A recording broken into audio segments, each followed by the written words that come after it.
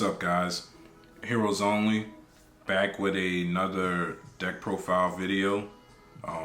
This is the deck list that I played a little over a week ago for the sneak peek for Alliance Insight. We just had a YCS this past weekend. Sorry I didn't get the video out sooner, but just been working a lot. So without further ado, we'll jump into the deck profile, but I do want to throw up matchups there in a second. I actually ended up going 3-1, but still not enough to make top 4. If I remember correctly, I know for sure that the two of the Malice players were undefeated. One of them was 3-1, but he was the guy that beat me in the first round. And there was one more deck in top 4. I was 5th. And it's crazy how often I finish 5th and be like one spot from top 4. But anyway, I had fun playing the deck. It was pretty fun. It's a larger card count than I normally like to play. But without further ado, let's jump into the deck profile. Okay, so let's talk about the main deck. I played 1 Neos, 2 Stratos. That's been pretty common for me lately. 1 Shadow Mist. That's all the elemental heroes. 3 Pharros. 2 Vyon. 1 Increase. 3 Mally. 1 Denier. 1 Plasma. Those are pretty much standard ratios, except some people still play 3 Stratos. Then 1 Dead End Prison. I think Dead End can be good at 2 as well, but even though I play a larger card count, I still be looking for spots just to be able to free up spots. So I only play 1. 1 Adusted Gold. 1 Sinister Necron, and 1 Infernal Rider.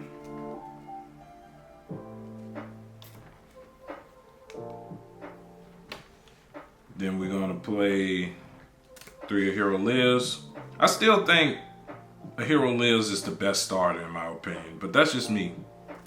Fusion Destiny, real clutch card after your opponent plays a bunch of hand traps on you and you got that left. And you drop down that Fusion Destiny, you might have a chance to play. 3 Evil Assault. But man, those hand traps are going crazy right now. It's kind of nuts.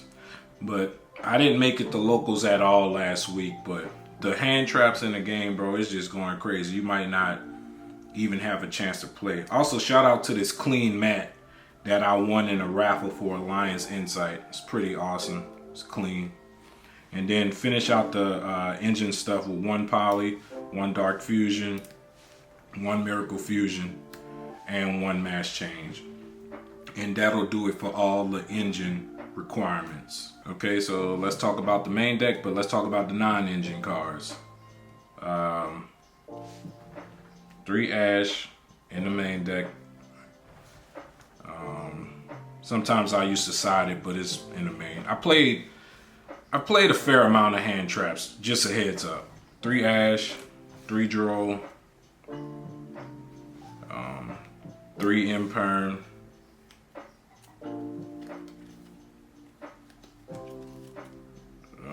3 Nibiru, 3 Effect Veiler, 3 Artifact Lancia, yes, in the main deck.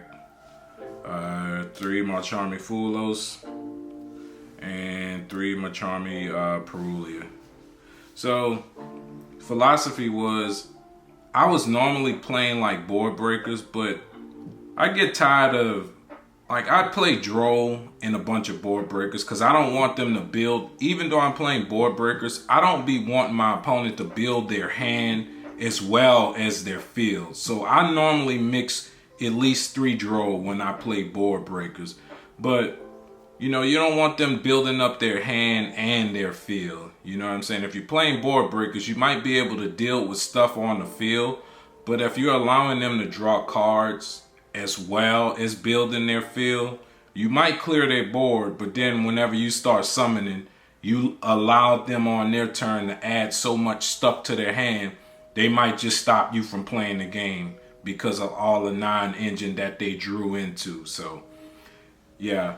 I didn't play board breakers. I just played a bunch of hand traps. So, and I was noticing, I'm still choosing to go second out the gate. As you notice, I didn't have like Favorite Contact, Super Poly, and Dark Supremacy. That's because I'm purposely choosing to go second, as I explained in my previous 2 videos. But instead of playing board breakers, I'm going to try to interrupt my opponent on their turn. And I was noticing that in my previous build, I was drawing a lot of like gas. Like, I'm choosing to go second, but I'm drawing a lot of starter cards. So I just upped the ratio of hand traps more. And for the most part, it was actually working out. I think I resolved maybe 2 Charmies. It's amazing how every time I slap down a Charmy, they always have an Ash. I think it's pretty funny. But anyway, that'll do it for the deck. And I believe this build is 52 cards or 56. I forget. But that'll do it for the main deck. All right, so let's talk about the extra deck. For the most part, I believe it's pretty standard. 1 Shining Needles Wingman, 1 Wake Up, 1 Sunrise, 1 Infernal Rage Wingman, 1 DPE, 1 Dystopia. Since it was sneak peek, I wanted to play a time card, as well as Dystopia just being good as well. I also just wanted to have a time card because, sneak peeks, when you're playing for a portion of a booster box, it can get a little bit more competitive when there's something on the line. So I wanted to have a time card. So I took out the Brave Neos and replaced it with Dystopia. 1 Dark Law, 1 Blast. This build does play 3 Mass Change. 1 in the main deck, 2 in the side for when I know I'm going first. 3 Mass Change is the way to go for sure, in my opinion.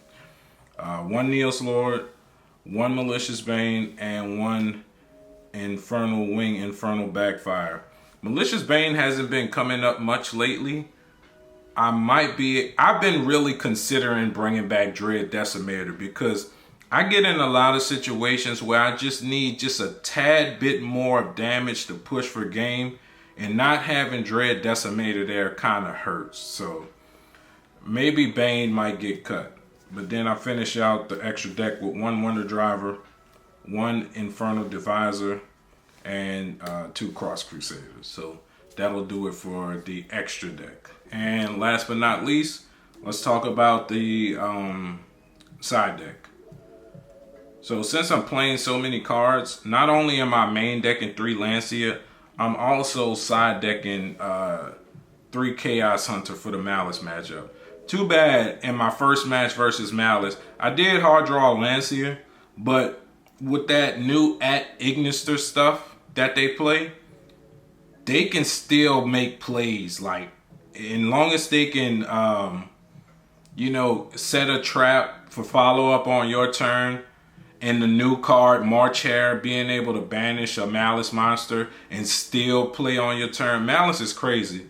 It's kind of funny that they always seem to come up short on the YCS scene, and Ryzel's always winning or, being in the top 4. But like, man, it's crazy. But yeah, Malice is powerful. I just don't get why they don't win as much as I think they should. I don't know. But anyway, that's why I'm playing 6 cards for Malice matchup, because I'm playing a high card count. It's hard to see 3 Lancia when you're playing 56 cards. So I upped the count of cards for the Malice matchup. Also, I played 3 Thrust. You're going to see why in a second. Thrust is just a really good card going first or second. I normally like it specifically for going second, but in this situation, I was siding in going first as well. 1 cross out, 1 call by, the 2 mass change that I was telling you about, And then my 2 thrust targets. 1 Artifact Sanctum and 1 Black Goat Labs. I picked this up right before the sneak peek event, and I got to resolve it once. It's pretty good. I like it. And then last but not least, these last 3 cards, we got the Super Poly, the Dark Supremacy, and the Favorite Contact. So I got matched up against Malice. I lost. The first game I did draw Lancia, but he was still able to push through. I went first the second game. I thought he was going to be able to break my board, but Neos Lord was enough to hold it down in game 2. And then full Malice combo game 3, I didn't draw any of the Malice stuff that I needed, like Lancia's or Chaos Hunter. They go full combo. Yeah, pretty hard to beat with Hero. So then I kind of had some favorable matchups. No disrespect to any of these decks, but I got to play Dark World. The first game, he went first. He did Danger Mothman. I actually picked the Danger Mothman, so we both draw. When the Danger Mothman gets sent to the graveyard, both players draw 1 and discard 1. And I drew into a Droll. And once you draw Dark World, like, that's it. And then the second game, I went second again. His board was kind of weak. I was able to keep extending, like, through his plays with stuff like Thrust in the deck. And, you know, being able to search a power spell, you know, after he interrupted me in a certain spot. And basically, I know I got to Neos Lord. I snatched one of his things, and he was just wide open after that. And he was like, okay, you got it. And then I got Marincess Trickstar. Thankfully, I didn't get hand looped. The dude who plays Marincess, he's really cool. Like, when we play, we be chilling. It ain't like that super competitive edge. But I ended up 2-0ing him. And then last match was Pure Riser, where another match where Neos Lord came up big. The first game was a crazy long game because he kept popping the detonator to dodge the Neos Lord targeting. But eventually I was able to get through it and just take him out. And it was just a long first game. So basically we ended up going real long that first game. And I ended up just edging him out in life points in the second game, just to be honest with you. So, you know, it is what it is. It happens like that. And other than that, I felt pretty good about the deck. I still like to play a low card count. Also, right now at this moment as we speak, I have a totally different hero deck fully built that I'm going to be debuting at later this week for sure. I want to test it first. I think you guys are going to like the synergy on this build. All my cards came in from like a few weeks ago, me talking about this new hero build. They're finally here. They've been here for a while. I just haven't had a chance to put it together, and I finally did. So I'm excited to try a new variant of hero. I think it's going to be pretty fun. And last things left to do is just go to locals and actually test it. But anyway, hope you enjoyed the video. Thanks for watching. Hope you have a great day, and peace.